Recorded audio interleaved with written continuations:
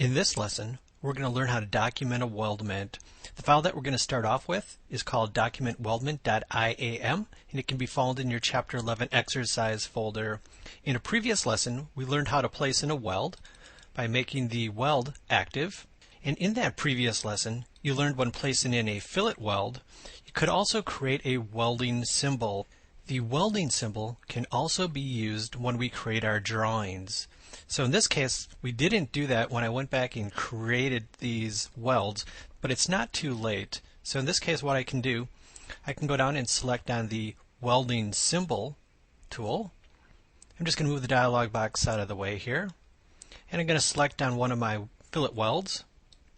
And then from the drop-down list here, instead of typing in this information manually, I'm going to have it pull it from that specific fillet weld.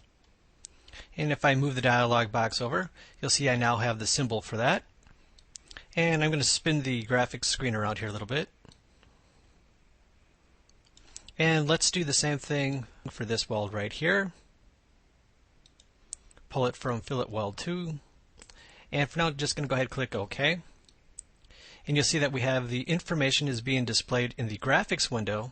Now what we're going to do is we're going to create drawing views from this weldment. And we will pull these weld symbols into our documentation. So next, let's click Return, exit out of the weld environment. And then I'm going to start up a new drawing file. So let's go ahead and place in our base view.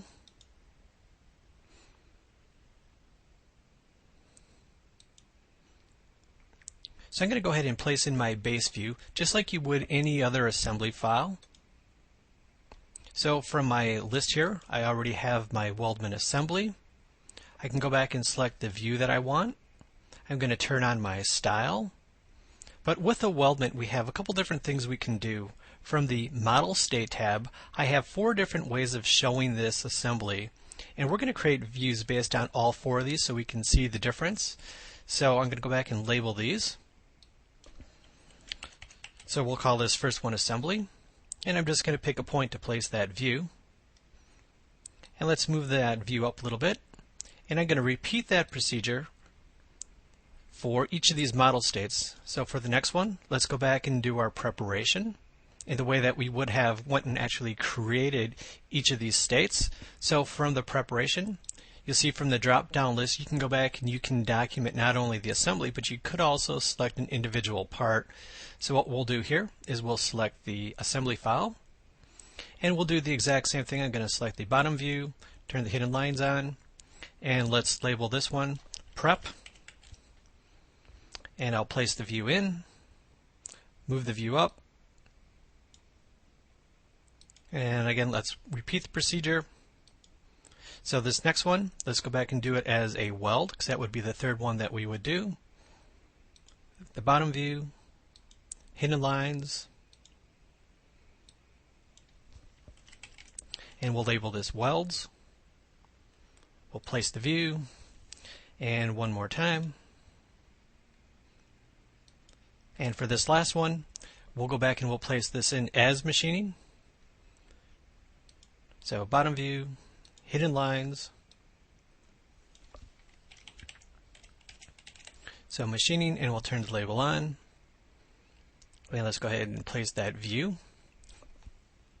So as we examine these views, you can see exactly the state that our assembly file was in. So we have the basic assembly, then we did our weld preps with the chamfers, and then we went back and placed in the welds. And then you'll notice we now have our machining operations where I went and did the spot face, and we cut some material away from that top corner there. I'm going to turn my attention now to the weld view. So next what I want to do is I want to pull some of that information about the welds into this view. So I'm going to right click in that view and then go back down under Get Model Annotations, and let's select Get Model Symbols.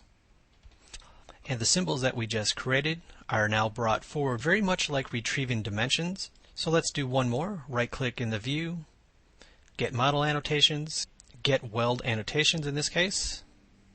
As you can see now, the welds have been filled in. So we can go back and you can modify where the weld symbols are being placed like you would any other annotation. You can also go back and add more information about the welds. If you switch to the annotation panel, and we'll slide on down. You'll see that we have the welding symbol. So what you could do is select the area that you want to place in that symbol, right click continue, and then in the dialog box you can go back and place in information that you would like, in this case 2, and our symbol has been placed.